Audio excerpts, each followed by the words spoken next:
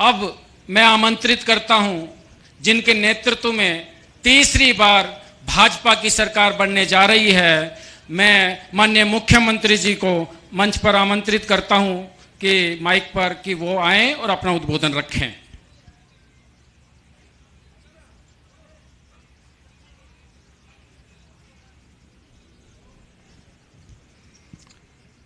आज हमारे लिए बहुत ही हरियाणा के लिए गर्व का दिन है।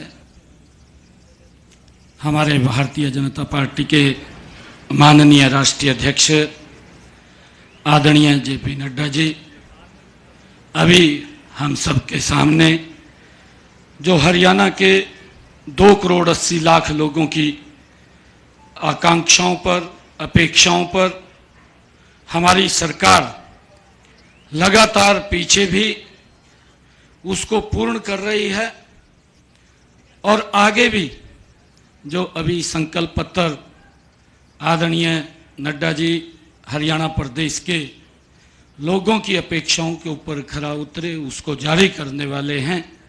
मैं आज इस रोहतक की भूमि पर आदरणीय नड्डा जी का बहुत बहुत स्वागत करता हूं और सभी हमारे पार्टी के सीनियर लीडरशिप, सभी केंद्रीय मंत्री, सभी हमारे पार्टी के प्रमुख पदाधिकारी, हमारे प्रभारीगण, मित्रों, आज जो मैनिफेस्टो आदरणीय संकल्प पत्र नड्डा जी जारी करेंगे, ये हमारे लिए कोई चुनावी या घोषणा नहीं है। और आज मैं कह रहा हूं कि ऐसा भी नहीं है कि हमारे लिए यह हमारा संकल्प है, हमारा ध्येय है, हमारा लक्ष्य है। हमने जो कहा है उसको पूरा किया है। मैं अगर आप लोगों को थोड़ा पीछे ले जाकर के बताना चाहता हूं कि हमने 2014 में जो हमारा मैनिफेस्टो था, आप उसको उठा करके देखेंगे, हमने उसको 100% लागू किया है। 2000 जिसमें लगभग 187 वायदे हमने किए थे, हमने 187 संकल्प उसके अंदर लिए थे। 187 के 187 हमने 2014 में पूरे किए हैं। हमने 2019 का अगर मैनिफेस्टो हम देखें, उसमें भी हमने लगभग 265 लोगों से जो उनके सुझाव आए थे उसके ऊपर संकल्प लिया था। ऐसे 265 वायदे थे जिसके ऊपर हमने संकल्प लिया। हमने उनको पूर्ण रूप से धरातल के ऊपर उतारने का काम वो हमारी सरकार ने किया है। आप हमारे मैनिफेस्टो को देख सकते हैं और हमने जो वायदा किया उसको पूरा किया है। तभी जनता भाजपा पर भरोसा करती है। बाकी पार्टी का मैनिफेस्टो, दूसरे दलों के जो मैनिफेस्टो हैं, जो उनके घोषणा पत्र हैं, अगर आप उनको उठा करके देखेंगे तो एक ऐसी स्थिति ध्यान में आती है, एक विज्ञापन चलता है, भ्रामक विज्ञापन, जैसे 2 दिन में जीवन बदल जाएगा। उस तरह के वादे होते हैं विपक्षी दलों के मैनिफेस्टो के अंदर। एक सजबाग दिखाते हैं, एक चकाचौंध लेकर के आते हैं।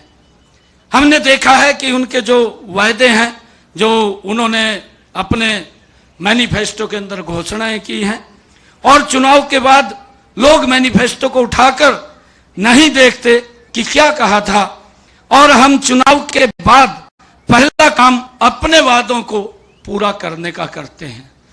और इस बार भी हम यही करेंगे। हमारे घोषणा पत्र में लिखी हर एक बात 8 तारीख को रिजल्ट आने के बाद हम अपने संकल्प पत्र के ऊपर गति से काम शुरू कर देते हैं। और इसका उदाहरण आप देखेंगे कि जो घोषणा पत्र से पहले ही कर दिया, और अपने हरियाणा के युवाओं से भी हमने ये बात कही है कि अभी तो घोषणा पत्र भी नहीं, वो आज जारी हो रहा है। हमने जो हमारे 24,000 युवा साथी थे जिनका रिजल्ट रोक दिया गया, वो कांग्रेस के भर्ती रोक हो गए, जो हुड्डा साहब के द्वारा प्रायोजित है। 24,000 युवाओं की भर्ती को वो रोक दिया गया, और हमने ये संकल्प लिया है कि हम इन 24,000 युवाओं को पहले ज्वाइनिंग लेटर देंगे और बाद में हम शपथ लेंगे, क्योंकि हमारी जो पार्टी, हमारी सरकार है, युवाओं के साथ हम मजबूती से खड़े हैं, उनके साथ कोई समझौता हम नहीं करते हैं। हमने जो वायदे किए थे उन वायदों को पूरा करना हमारी सरकार का प्रथम दायित्व है। कांग्रेस अपने झूठे वादों और उन वादों के वजन में ही उसकी दलदल में फंस जाती है। यह बात आज आप नोट कर लीजिए। जनता त्रस्त है कांग्रेस के इन शेख चिल्ली बातों से और झूठे वादों से। हिमाचल से, तेलंगाना से, कर्नाटक से कांग्रेस की सरकार से लोग उब चुके हैं। हरियाणा की जनता सच और सही के साथ है। मैं आज आदरणीय जगत प्रकाश जी नड्डा, हरियाणा के जो हमारे 2 करोड़ 80 लाख लोगों की तरफ से जो सुझाव हमारे इस संकल्प पत्र में आए हैं, उनको आज यहाँ पर जारी करेंगे। और हम ये पूर्ण विश्वास के साथ कि जो संकल्प भारतीय जनता पार्टी लेती है उस संकल्प को 100% पूरा करती है। कांग्रेस ने हमेशा देश के लोगों के साथ, प्रदेश के लोगों के साथ वायदे तो किए हैं, परंतु उन वादों को घोषणा में ही रह गए हैं, पूरा नहीं हुए हैं। और लोग आज उनकी असलियत को जान चुके हैं। और हमारा जो वायदा है वो वायदा जनता के साथ है। जनता के साथ मिलकर के उसको पूरा करने की जिम्मेवारी हमारी है। मैं आज इस अवसर के ऊपर आदरणीय नड्डा जी को आज संकल्प पत्र हरियाणा की जनता की अपेक्षाओं के ऊपर आज जारी कर रहे हैं। मैं नड्डा जी का धन्यवाद करता हूं और हरियाणा की जनता को मैं बहुत बहुत बधाई देता हूं कि जो हमारा संकल्प पत्र है उसको पूरा करने की जिम्मेवारी हमारी है। आदरणीय प्रधानमंत्री जी ने जो शब्द कहा था, ज्ञान, हमारा जो संकल्प पत्र है उस बात के ऊपर वो 100% मजबूती से उतरेगा। गरीब को इस संकल्प पत्र में उसका ध्यान किया गया है और युवाओं को इस संकल्प पत्र में ध्यान किया गया है मजबूती से उनकी तरफ, और अन्नदाता की तरफ हमारी इस संकल्प पत्र के अंदर उनके बारे में मजबूती से काम किया गया है। और हमारी नारी है उसको सशक्त करने का इस संकल्प पत्र के अंदर उनकी भावनाओं को समाहित किया गया है। जो ये ज्ञान है, इस ज्ञान के आधार के ऊपर हमारा संकल्प पत्र आदरणीय प्रधानमंत्री जी के उस विजन को जो उन्होंने संकल्प लिया है 2047 तक ये भारत विकसित राष्ट्र बनेगा, हरियाणा उसमें पीछे नहीं रहेगा। हरियाणा के 2 करोड़ 80 लाख लोग इस संकल्प पत्र के साथ चलते हुए आदरणीय प्रधानमंत्री जी के साथ सहयोग करते हुए भारत को विकसित राष्ट्र बनाने में अपना योगदान मजबूती से देंगे। मैं आदरणीय नड्डा जी का पुनः बहुत बहुत धन्यवाद और स्वागत करता हूं। इन्हीं शब्दों के साथ जय हिंद, जय भारत। बहुत बहुत धन्यवाद माननीय मुख्यमंत्री जी। तो दोस्तों, अब वो घड़ी आ गई है भारतीय जनता पार्टी के संकल्प पत्र के विमोचन की। और मैं माननीय स्टेज पर बैठे सभी नेताओं से ये निवेदन करूंगा, माननीय जगत प्रकाश नड्डा जी से ये निवेदन करूंगा कि वो विमोचन करें हमारे संकल्प पत्र के जो अगले 5 साल का रोड मैप है भारतीय जनता पार्टी का। भारतीय जनता पार्टी केवल घोषणाएं नहीं करती, वो संकल्प लेती है गरीब कल्याण का, वो संकल्प लेती है महिलाओं के उत्थान का, वो संकल्प लेती है युवाओं के विकास का, वो संकल्प लेती है किसानों के सशक्तिकरण का। मैं आप सभी आगे जो संकल्प पत्र जो 5 साल का रोड मैप है वो आपके सामने है। अभी मैं 20 सूत्री जो कार्यक्रम है संकल्प पत्र में वो भी आपके सामने अगले 1 मिनट में ही आपके सामने प्रस्तुत होने जा रहा है। और माननीय जगत प्रकाश नड्डा जी उस संकल्प पत्र के 20 सूत्री जो कार्यक्रम है उनको पढ़कर आपके सामने रखेंगे। चलो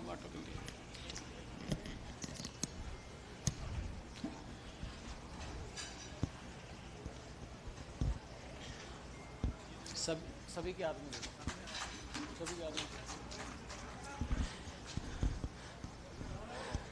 आप सभी मीडिया के साथियों से निवेदन है कि जो 20 सूत्री कार्यक्रम है उस संकल्प पत्र को जरा जूम करके लीजिए। वो अगले 5 साल का हरियाणा का रोड मैप है जो आपको बताएगा कि किस तरह भारतीय जनता पार्टी हरियाणा के विकसित हरियाणा के लिए काम कर रही है।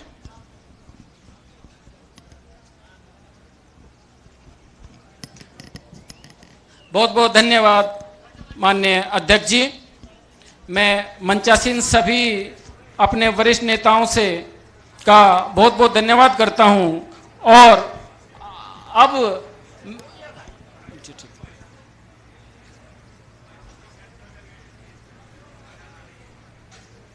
आज के इस संकल्प पत्र के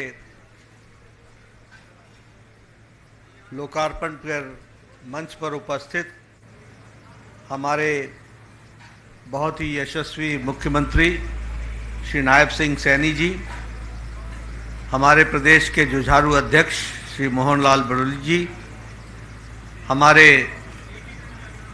भारत सरकार में मंत्री और आपके पूर्व मुख्यमंत्री, हम सबके प्रिय और वरिष्ठ नेता मनोहर लाल खट्टर जी, हमारे इस संकल्प पत्र के रचयिता और अध्यक्ष और पूर्व अध्यक्ष पार्टी के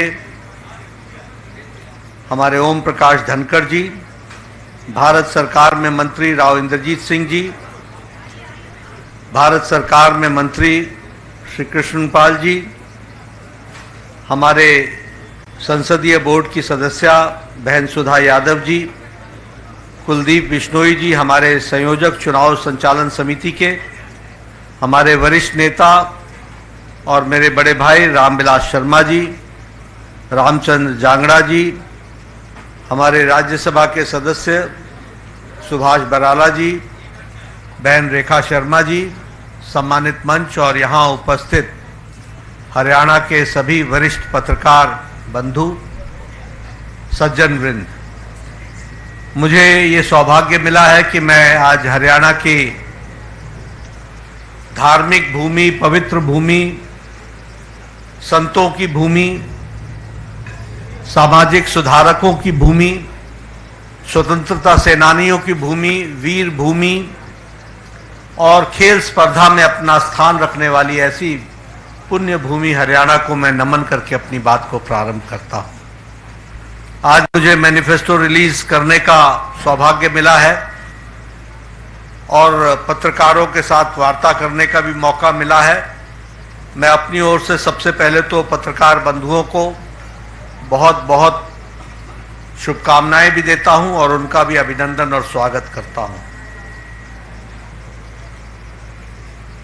हमें मैनिफेस्टो के बारे में अगर समझना हो तो मैं हमेशा एक बात कहता हूं, जिसका जिक्र ओम प्रकाश धनखड़ जी ने भी किया, जिसका जिक्र हमारे अध्यक्ष जी ने भी किया और जिसका जिक्र हमारे मुख्यमंत्री जी ने भी किया, कि हम मैनिफेस्टो को कैसे देखते हैं। साधारणतः कांग्रेस ने जो रिवायत चलाई उसने मैनिफेस्टो या संकल्प पत्र को लोगों की नजरों में एक डाइल्यूटेड डॉक्यूमेंट बना दिया। उस डॉक्यूमेंट का रेलेवेंस कांग्रेस ने और कांग्रेस की संस्कृति ने लंबे समय में उसकी इस रेलेवेंस को समाप्त कर दिया। उनके लिए यह डॉक्यूमेंट महज एक औपचारिकता है, उनके लिए यह डॉक्यूमेंट महज एक रिवायत को पूरा करना है और उनके लिए यह डॉक्यूमेंट लोगों के साथ छलावा करना है। अब मैं अगर इसकी चर्चा करूं तो मैं सबसे पहले तो यह बताना चाहूंगा कि आप हरियाणा की एक को ही याद कर लीजिए। 10 साल पहले हरियाणा की छवि क्या थी? 10 साल पहले हरियाणा की छवि पर्ची और खर्ची पर नौकरी लगने वाली स्थिति थी। मैं ठीक बोल रहा हूं कि गलत बोल रहा हूं? पर्ची पर नौकरी लगती थी कि नहीं? नौकरियों के चलते लोगों को सजाएं हुई कि नहीं हुई? जो सत्ता में बैठे थे वो तकलीफ में आए कि नहीं आए? उसी तरीके से अगर आप देखिए तो हरियाणा जमीनों के घोटाले के लिए जाना जाता था। तो अगर हम उन पार्टियों की चर्चा करें तो उनका मैनिफेस्टो, रियल मैनिफेस्टो तो यह था, जमीन का घोटाला, औने पौने दाम में जमीन को लेना और उससे मुनाफा कमाना, किसानों की जमीन को हड़पना और उसके लैंड यूज को बदलना। ये सारी, आप बताइए 10 साल पहले भ्रष्टाचार की छवि थी कि नहीं सरकारों की? हरियाणा की हर सरकार भ्रष्टाचारी कहलाती थी कि नहीं कहलाती थी? इसलिए आज जब हम संकल्प पत्र की बात करते हैं, जिसका मैं अभी विस्तृत विवरण रखूंगा ताकि आपके ध्यान में आए कि हमारे लिए मैनिफेस्टो या संकल्प पत्र यह कितना महत्वपूर्ण है। और इसीलिए मैं ये कहूंगा कि सबसे पहले तो जो हम लोगों ने कहा है, नॉन स्टॉप हरियाणा। अब हम तो जो बैठे हैं मंच पर भी और नीचे भी हमारे साथी, हम तो हरियाणा की सेवा नॉन स्टॉप कर रहे हैं, लेकिन इसको नॉन स्टॉप रखने में बहुत बड़ी जिम्मेवारी आपको निभानी है और आपको संकल्प को पूरा करना है। मैं तो आपके सामने रिपोर्ट कार्ड रख दूंगा, मैं आपके सामने जानकारियों के साथ विषयों को रखना चाहूंगा। अभी अभी मैं इसलिए कहता हूं क्योंकि how do you assess the seriousness of the संकल्प पत्र? यह सीरियस डॉक्यूमेंट कैसे बनता है? यह सीरियस डॉक्यूमेंट इस बात से बनता है कि जो कहा था वो किया है, जो नहीं कहा था वो भी करके दिया है, और जो कहेंगे वो पूरा करके देंगे, ये इस बात की गारंटी है। और इसीलिए मैं इस रिपोर्ट कार्ड की बात करता हूं और आपको साफ दिखलेगा कि हरियाणा बदला है और फर्क साफ है, क्लैरिटी के साथ है। और जब मैं इसकी चर्चा करता हूं तो पत्रकार बंधुओं से मैं निवेदन करता हूं कि वो मेरे आंकड़े नोट कर लें। हरियाणा का 2014 में पर कैपिटा इनकम 1,37,000 थी। आज हरियाणा की पर कैपिटा इनकम 3 लाख रुपए है। इसका मतलब दुगना हो गया पर कैपिटा इनकम। अगर मैं बात करूं एक्सपोर्ट की, तो हरियाणा का एक्सपोर्ट 68,000 करोड़ रुपए था और आज हरियाणा का एक्सपोर्ट 2.50 लाख है।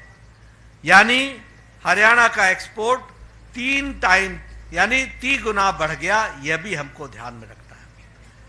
मैं स्वास्थ्य मंत्री भी हूं, आजकल मेरे पास जिम्मेवारी है।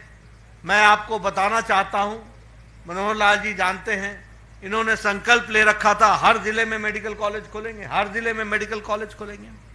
7 मेडिकल कॉलेज होते थे, आज 15 मेडिकल कॉलेज हैं और यह भी दुगना हो गया है, दुगने से ज्यादा हो गया। यह भी आपको ध्यान में रखना है।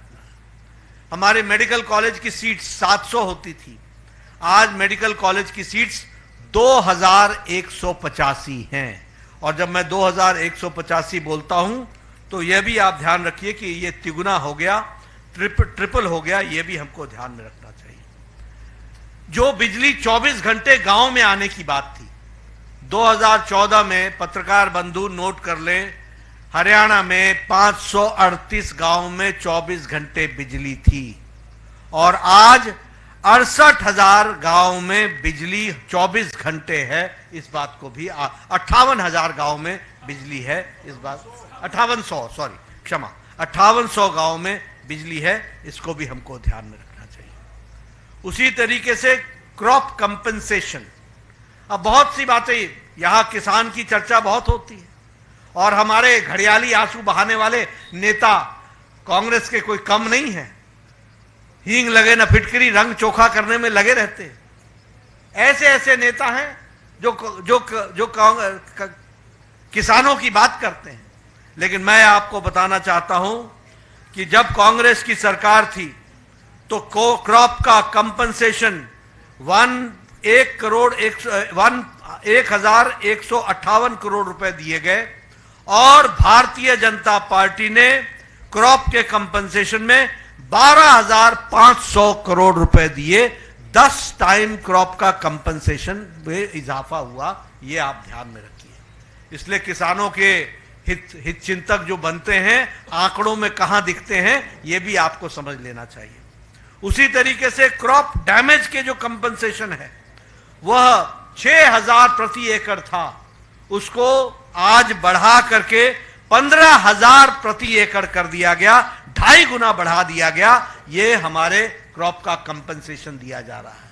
इसलिए किसानों के हित चिंतक कौन रहा है, इसका विश्लेषण हमारे पत्रकार बंधु जरूर करें। ओल्ड एज पेंशन तिगुनी कर दी गई, 1,000 होती थी, आज 3,000 है। उसी तरीके से एमएसपी जो सिर्फ 8 क्रॉप्स पर मिलती थी, 8 क्रॉप्स, ये किसान के हित चिंतक, ये किसान के हितैषी बरसों से 8 से ज्यादा फसलों पर एमएसपी नहीं देते थे, आजकल एमएसपी की गारंटी मांगने फिर रहे हैं। इनको मैं बताना चाहता हूं कि ये हमारी सरकार थी जिसने आज 24 फसलों पर 24 क्रॉप्स पर उसके लिए एमएसपी देना निश्चित किया है और उसको आगे बढ़ाया है। ये बात भी हमको ध्यान में रखना चाहिए। इसलिए जो कहा था, वो जो नहीं कहा था वो भी करके दिया है। वो 3 लाख फार्मर्स को, तो 3 लाख फार्मर्स को दिया जाएगा, उसकी भी व्यवस्था की गई है। उसी तरीके से ये जब मंडी में जाते हैं तो उनको 10 रुपए की थाली भोजन की मिल सके, इसकी भी व्यवस्था की गई है। अगर मैं इंफ्रास्ट्रक्चर की बात करूं तो Delhi Sonipat Panipat regional rapid transport system, इसको शुरू कर दिया गया है। और उसी तरीके से भारत का पहला एलिवेटेड रेलवे लाइन वह आपके शहर रोहतक में बनी है, इसको भी हमको ध्यान में रखना चाहिए। उसी तरीके से हिसार को एयरपोर्ट बनाया गया है, दिल्ली के लिए, जयपुर के लिए, जम्मू के लिए, देहरादून के लिए यहां से एयर सर्विस शुरू हुई हैं और 1,000 से ज्यादा खेल नर्सरी बनाई गई और हरियाणा स्टार्टअप मिशन को भी प्रारंभ किया गया। अगर मैं महिलाओं की बात करूं तो विवाह शगुन योजना में एनुअल इनकम जो थी उसको 1.8 लाख तक बढ़ा दिया गया ताकि ज्यादा से ज्यादा हमारी बहनें उसमें कवर हो सके, उस बात को किया गया है। प्रधानमंत्री मोदी जी ने हरियाणा प्रदेश के लिए टैक्स डिवोल्यूशन में 4 गुना बढ़ा दिया और 76,000 करोड़ रुपए आपको टैक्स डिवोल्यूशन में हरियाणा को दिए गए। उसी तरीके से ग्रांट्स इन एड में 3.5 गुना बढ़ा दिया गया, आपको 70,000 करोड़ रुपए उसमें भी दिए गए। स्मार्ट सिटी में फरीदाबाद को और करनाल को 15,000 करोड़ रुपए दिए गए, इसकी भी व्यवस्था की गई है। और जल जीवन मिशन में आपके लिए हर घर को नल दिया जाए, इसकी सुव्यवस्था हरियाणा की सरकार ने किया, जो कहा था वो करके दिया है। आज मुझे खुशी है ये बताते हुए, इंफ्रास्ट्रक्चर की बात कर रहा हूं, मैं पौने 10 बजे अपने घर से निकला हूं और 11:30 बजे मैं रोहतक पहुंच गया हूं। कभी 10 साल पहले कल्पना की थी क्या? कभी कल्पना की थी? 4 घंटे लगते थे। ये फर्क साफ है जिसको हमको समझना चाहिए। आज आईआईटी दिल्ली का फाउंडेशन स्टोन रखा गया है, आपके यहां कैंसर का सेंटर, एम्स का एक्सटेंडेड बिल्ड प्रोग्राम वो झज्जर में किया गया है। उसी तरीके से योगा और नेचुरोपैथी झज्जर में खोल दिया गया है। राव इंद्रजीत सिंह साहब यहां बैठे हैं, इनको पता है all India institute of medical sciences, आज वो रेवाड़ी में उसका काम शुरू कर दिया गया है। उसी तरीके से मेट्रो का गुड़गांव में 5,450 करोड़ रुपए की लागत से उसका भी स्टोन रख दिया गया है, उसको भी काम को शुरू किया गया है। हीरा में यानी हाईवेज, इंटरनेट, रेलवेज और एयरपोर्ट्स में हम आगे बढ़े हैं। Delhi Mumbai expressway, Delhi Amritsar Katra expressway, Ambala Kotputli corridor, Amritsar Bathinda Jamnagar, ये सारे एक्सप्रेसवे हरियाणा के थ्रू होकर के जा रहे हैं और हरियाणा के जीवन में मूल चूल परिवर्तन करने में बहुत बड़ा योगदान है, अमूल परिवर्तन करने में बहुत बड़ा योगदान है। इसको भी हमको समझना चाहिए। रेलवे में आज आपका इलेक्ट्रिफिकेशन 100% हो गया है। रेलवे का बजट हरियाणा में 9 टाइम्स बढ़ा दिया गया है और उसी तरीके से western dedicated freight corridor Rewari से लेकर मदर तक इसका भी बनाने का काम चला है। तो इस तरीके से ऑप्टिकल फाइबर में 6000 गांव को जोड़ लिया गया है, 6000 विलेजेस को ये पहुंचा दिया गया है और हिसार का, जैसा मैंने बताया, एयरपोर्ट को ऑपरेशनलाइज कर दिया गया है। इसलिए ये मैंने सारी बातें आपके सामने किस लिए बताई? इसलिए पत्रकार बंधु कि जब मैं आकर के आपके सामने हरियाणा का संकल्प पत्र रखता हूं तो आप ये ध्यान में रखिए, जैसा ओम प्रकाश धनखड़ ने कहा, this is a very serious document and this is the commitment. ये हमारा संकल्प है, ये हमारा कमिटमेंट है कि भारतीय जनता पार्टी की सरकार समयबद्ध तरीके से अगली बार जब आपके पास आएगी तो इन सारे वायदों को पूरा करके आएगी। इस बात को हम ध्यान में रख करके चलें और इसीलिए हम लोगों ने तय किया है कि सभी महिलाओं को लाडो लक्ष्मी योजना के तहत वित्तीय सहायता प्रदान करने के लिए प्रति माह 2100 रुपए का 2100 रुपए का सहायता प्रदान की जाएगी। उसी तरीके से आईएमटी खरखोदा के तर्ज पर 10 अत्याधुनिक यानी मोस्ट मॉडर्न इंडस्ट्रियल शहर बनाए जाएंगे और 50,000 से ज्यादा युवा जो आसपास के गांव के होंगे उनको उद्यमियों से बातचीत करके उनको वहां पर रोजगार दिया जाएगा, उनको रोजगार दिया जाएगा, इसकी व्यवस्था की जाएगी। इसी तरीके से चिरायु आयुष्मान में जो आपको 5 लाख रुपए प्रति वर्ष मिलता है उसको 10 लाख रुपए कर दिया जाएगा, प्रति वर्ष 10 लाख रुपए आपको दिया जाएगा। साथ ही साथ 70 वर्ष से ऊपर के हमारे जो परिवार में लोग होंगे उनको अलग से परिवार के लिए 10 लाख रुपए की व्यवस्था की जाएगी।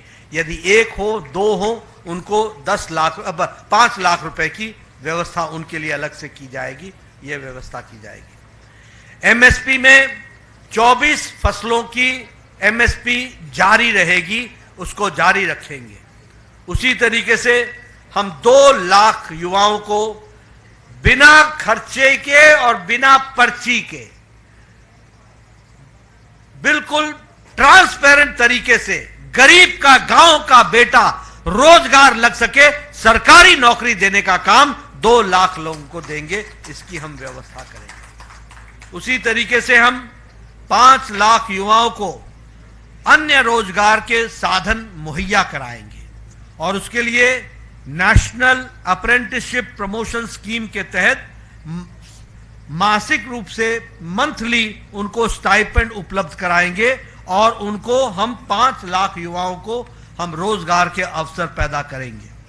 हम शहरी और ग्रामीण इलाके में 5 लाख आवास उपलब्ध कराएंगे, 5 लाख आवास बनेंगे शहरी और ग्रामीण में, ताकि हमारे बीपीएल और हमारे जो सोशियो इकोनॉमिक कास्ट सेंसस के दायरे में आने वाले लोग हैं उसमें कोई भी व्यक्ति बिना पक्के छत के न रहे, इसकी हम व्यवस्था करेंगे, इसको हम पूरा करेंगे। हम सरकारी अस्पतालों में मुफ्त डायलिसिस की व्यवस्था करेंगे। अब कोई भी हरियाणा का व्यक्ति डायलिसिस की व्यवस्था से बाहर नहीं रहेगा, उसको सरकारी व्यवस्था में डायलिसिस देंगे और हम सरकारी अस्पताल और प्राइवेट में भी फ्री डायग्नोसिस की सुविधा देंगे, फ्री उसका इलाज की डायग्नोसिस की व्यवस्था करेंगे, इसको भी हम पूरा करेंगे। उसी तरीके से हम ओलंपिक्स के लिए नर्सरीज क्रिएट करेंगे हर एक डिस्ट्रिक्ट में, हर एक डिसिप्लिन के लिए। और हम हर घर गृहिणी योजना के तहत अंत्योदय के बीपीएल परिवारों के लिए 500 में एलपीजी का सिलेंडर प्रदान करना जारी रखेंगे। ताकि बीपीएल और हमारे जो गरीब तबके के लोग हैं उनको 500 रुपए में सिलेंडर मिल सके, इसकी व्यवस्था करेंगे। कॉलेज जाने वाले हमारी अव्वल बालिका योजना के तहत महिला छात्राओं को हम स्कूटी का अरेंजमेंट करेंगे, उनको हम स्कूटी देंगे, इसकी हम व्यवस्था करेंगे। एक बहुत महत्वपूर्ण योजना अग्निवीर योजना में हरियाणा सरकार उनको सरकारी नौकरी की गारंटी देगा और उनको सरकारी नौकरी में अग्निवीर योजना में जोड़ेगा।